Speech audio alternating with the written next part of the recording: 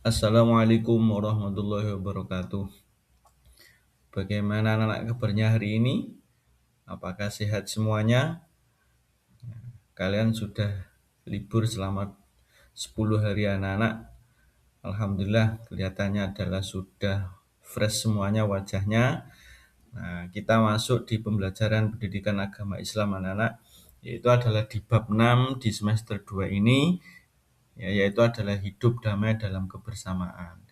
Yang kemarin di bab 1, di semester 1, di bab 3, kita sudah mempelajari indahnya saling menghargai anak-anak. Nah, kita sudah masuk di semester 2, babnya adalah bab 6, hidup damai dalam kebersamaan. Nah, sebelum kita mulai pembelajaran anak-anak, kita nanti membaca suratul Fatihah, dilanjutkan dengan doa sebelum belajar. Agar apa? Agar pembelajaran hari ini berjalan lancar dan anak-anak mendapatkan ilmu yang manfaat di dini wa dunya wal akhirah. Al-Fatihah. Bismillahirrahmanirrahim. Alhamdulillahi rabbil alamin. Ar-Rahmanir-Rahim. Maliki yaumiddin.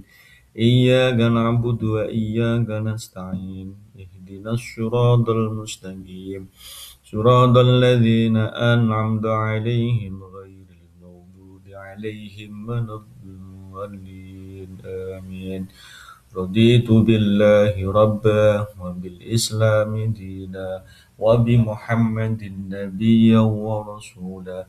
Rabbi zidni ilma warzuqni fahma. Amin ya rabbal alamin.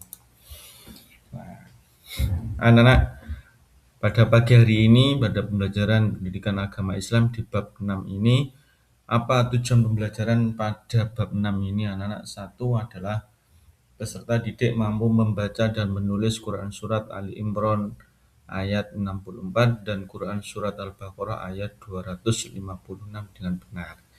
Tujuan pembelajaran yang kedua, peserta didik mampu menjelaskan tentang saling menghargai dan menghormati kepercayaan orang lain. Tujuan pembelajaran yang nomor 3, peserta didik mampu mengartikan dan menjelaskan pesan pokok Quran Surat Al-Baqarah ayat 256 tentang tidak ada paksaan dalam memeluk agama. Ingat, hidup damai dalam kebersamaan suku, agama, dan budaya. Indonesia itu banyak suku anak-anak, ya, dari Sabang sampai Merauke. Nah, agamanya juga banyak. Agama yang diakui di Indonesia itu ada berapa? Nah, agama yang diakui di Indonesia itu ada 6. Satu adalah agama Islam. 2 agama Kristen. Ada Kristen Protestan, Kristen Katolik. Ya, selanjutnya adalah agama Hindu, agama Buddha, dan yang terakhir nomor 6 itu adalah agama Konghucu. Konghucu ini adalah baru anak-anak, yang diakui pada eranya adalah Presiden Kiai Haji Abdurrahman Wahid yang kalian kenal, ya, biasa disebut dengan Gus Dur. Ini adalah yang mengakui agama Konghucu yang ada di Indonesia. Nah, kalau banyak suku, banyak agama, dan banyak budaya, maka kita harus saling menghargai, ya, agar hidup damai dalam kebersamaan. Nah, hidup damai dalam kebersamaan menurut agama Islam anak-anak, apa menurut agama Islam yang dinamakan dengan hidup damai? Agama yang paling sempurna adalah agama Islam. Tentunya nanti agama yang paling, ya, selamat nanti di akhirat itu adalah agama Islam. Agama yang mengakui Tuhannya itu adalah Tuhannya satu, yaitu adalah Allah Subhanahu wa taala, itu adalah agama Islam. Kesempurnaan Islam dapat dilihat dari syariat yang mengatur hubungan antar sesama. Nah, Islam merupakan agama yang penuh kedamaian anak-anak, mencintai persatuan dan mengajarkan kerukunan. Karena apa? Karena banyak agama yang ada di Indonesia. Maka Islam mengajarkan untuk saling menghargai. Biar apa? Biar nanti damai kehidupan di negara Indonesia ini. Islam tidak membenarkan sesama manusia untuk saling bermusuhan walaupun berbeda agama. Kita kalau punya teman yang berbeda agama, katakanlah agamanya Hindu, maka kita tidak boleh mengolok-olok. Ya, kita tidak boleh bermusuhan dengan orang atau teman kita yang berbeda agama, suku, budaya. Adapun salah satu sebab timbulnya permusuhan karena perbedaan pendapat atau perbedaan pikiran. Kita tidak boleh menjadi manusia yang punya sifat egois anak-anak. Ya, kalau egois maka itu adalah mementingkan dirinya sendiri. Perbedaan atau keragaman menjadi hal lazim di lingkungan. Sebagai orang Islam kita harus menyikapi keragaman ya, dengan bijak. Contoh menghargai pendapat orang lain. Kalau kita bermusyawarah, kita tidak boleh memaksakan kehendak kita. Tidak boleh memaksakan pendapat kita untuk diterima. Keyakinan ataupun perbedaan yang lainnya. Allah Subhanahu wa taala memerintahkan manusia untuk saling menghargai. Ya, dalam surat Ali Imran ayat 64 dan surat Al-Baqarah ayat 256.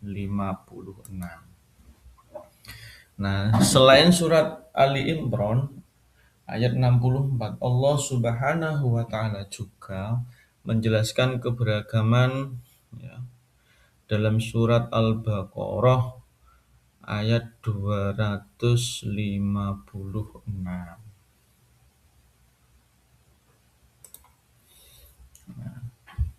Bagaimana bunyinya Al-Baqarah ayat 256?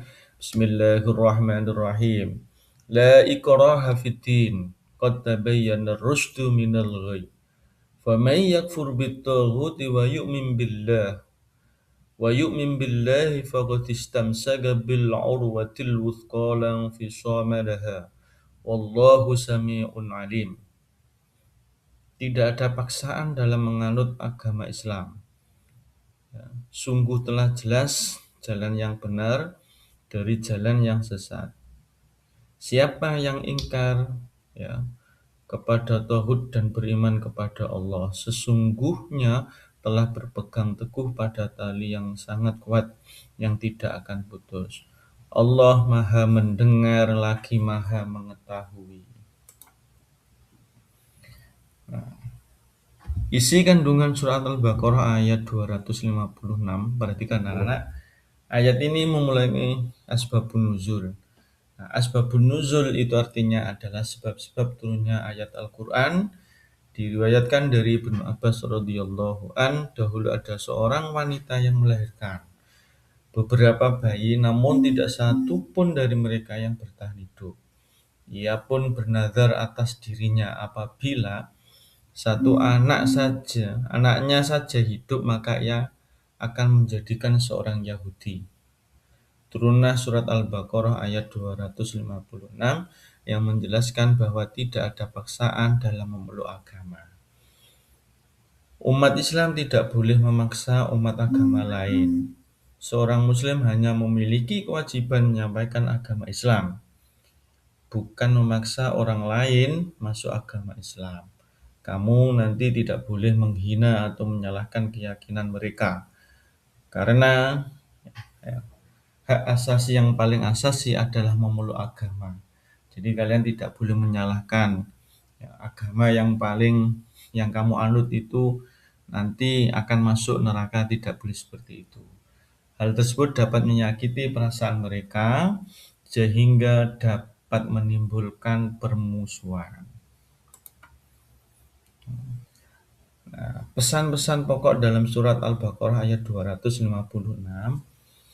Setiap manusia harus menerima keberagaman dengan cara saling menghormati dan menghargai. Ya, jadi anak-anak, ya, setiap manusia harus menerima keberagaman. Karena tadi ingat bahwa Indonesia itu banyak suku, banyak agama, dan banyak budaya. Maka kita harus saling menghormati dan menghargai. Itulah yang dinamakan dengan toleransi. Perintah untuk berpegang teguh kepada agama Allah, yaitu adalah Islam. Ya, kita tidak boleh berpaling dengan agama yang lain. Ya, agama yang paling benar ya, menurut kita, keyakinan itu adalah kita adalah agama Islam. Allah Subhanahu wa taala membagi manusia menjadi golongan. Pertama adalah manusia yang beriman kepada Allah Subhanahu wa taala dan menolak tauhid. Tauhid itu artinya adalah berhala. Ada orang yang menyembah berhala pada saat dulu anak-anak. Ya, kalau kita membaca sejarah bahwa di samping-samping Ka'bah itu banyak berhala yang disembah oleh kaum kafir Quraisy. Mereka adalah golongan yang berpegang teguh pada tali Allah yang kuat. Kedua, orang yang ingkar kepada Allah Subhanahu wa taala dan menyembah tauhid. Yang tadi adalah menyembah berhala, termasuk golongan yang akan binasa. Nah, perilaku yang mencemberkan ayat tentang keberagaman Quran Surat Ali Imran dan ayat 64 dan Quran Surat Al-Baqarah ayat 256. 1. Memiliki kesadaran bahwa manusia dapat memiliki keyakinan yang berbeda-beda, saling menghormati dan menghargai kepercayaan yang diikuti umat lain. Menyelesaikan masalah dengan cara musyawarah maupun diskusi agar mendapatkan kesepakatan bersama. Musyawarah itu anak-anak adalah untuk mencapai mufakat. Kita tidak boleh memaksakan pendapat kita untuk diterima. Ya, kalau pendapat kita ditolak, maka kita harus saling menghargai. Ya, jangan menjadi mempunyai sifat yang egois, pendapat kita harus diterima. Selanjutnya adalah menerima perbedaan antar sesama dengan jiwa yang lapang tanpa membeda-bedakan. Jujur dalam setiap perbuatan maupun ucapan. Ya, jujur dalam setiap perbuatan maupun ucapan. Jangan menjadi orang yang munafik, ya. Antara perkataan dan perbuatan itu tidak sama. Ini yang dinamakan dengan ciri-ciri dari orang munafik, anak-anak. Selanjutnya adalah berteman dengan siapa saja tanpa adanya sikap membeda-bedakan. Selanjutnya jauh dari sikap sombong. Ya, jangan menjadi orang yang sombong, orang yang sangat angkuh. Ya. Selanjutnya adalah mudah menyelesaikan masalah antar sesama. Kesimpulan anak-anak, pada pembelajaran hidup damai dalam kebersamaan, ya, yang tadi adalah dasar hukumnya adalah Quran Surat Ali Imran ayat 64 dan Quran Surat Al-Baqarah ayat 256. Apa kesimpulannya? Satu, perbedaan merupakan ketetapan dari Allah, manusia harus saling menghormati. Perbedaan, ya, jangan sampai perbedaan akan menyebabkan permusuhan anak-anak. Dua, surat Ali Imran ayat 64 menjelaskan tentang cara Nabi Muhammad SAW dalam berdakwah. Kita tahu bahwa awal dakwah Nabi Muhammad itu sangat berat. Pernah dilempari kotoran, ya, pernah sholat dilempari kotoran, ya, pernah dilempari batu sampai berdarah. Nah, ini adalah merupakan dakwah Rasulullah pada saat itu. Ya, beliau bersikap lemah lembut, santun, dan tidak memaksa kepada umatnya dalam mengikuti ajaran Allah Subhanahu wa taala. Bahkan pamannya yang bernama Abu Lahab itu sangat memusuhinya, anak-anak, dengan istrinya itu sangat memusuhi Rasulullah. Selanjutnya adalah Quran Surat Al-Baqarah ayat 256 menjelaskan tentang etika keimanan. Ya, iman itu artinya adalah percaya, anak-anak. Ya, kamu dilarang menghina atau menyalahkan kepercayaan orang lain. Jangan sampai nanti kamu dengan teman kamu yang berbeda agama, kamu menyalahkan. Agama kamu itu salah, yang benar itu adalah agama Islam. Nah, tetapi kita dalam hati kita harus meneguhkan adalah agama yang agama yang nanti akan selamat di dunia sampai di akhirat, itu adalah satu, itu adalah agama Islam. Tetapi kita anak-anak dilarang untuk ya mencemooh agama lain. Jika terjadi perselisihan, hendaknya diselesaikan dengan secara damai melalui diskusi maupun musyawarah. Dikatakan di awal bahwa kalau ada setiap masalah kita harus mendiskusikannya, harus bermusyawarah, karena musyawarah itu adalah untuk mencapai mufakat dan dilaksanakan bersama-sama. Ini adalah kesimpulan anak-anak di materi hidup damai dalam kebersamaan. Penutup adalah ikhtilafu ummati rahmatun. Artinya adalah perbedaan di antara umatku adalah rahmat. Nah, ini adalah ikhtilafu ummati rahmatun. Perbedaan di antara umatku adalah rahmat. Ini apa? Ini adalah sabda Rasulullah Shallallahu Alaihi Wasallam. Anak-anak, dari awal sampai akhir kita sudah tahu bahwa hidup di negara Indonesia ini karena banyak suku, banyak agama, banyak budaya, maka kita harus mempunyai sikap yaitu adalah toleransi, harus saling menghormati dan menghargai. Jangan sampai nanti anak-anak berbeda agama, berbeda budaya, beda suku, kita saling mengolok-olok. Akhirnya apa? Nanti kita akan bertengkar dengan saudara kita.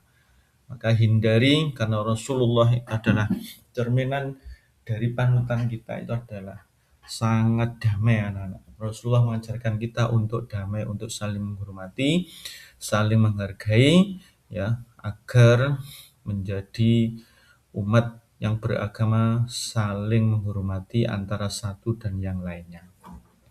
Sebagai penutup anak-anak, semoga pembelajaran kita hari ini ya, mendapatkan ilmu yang manfaat, barokah, kita tutup dan mendapatkan apa yang kita pelajari hari ini. Kita tahu sekarang adalah kita hidup beragama harusnya sikap toleransi.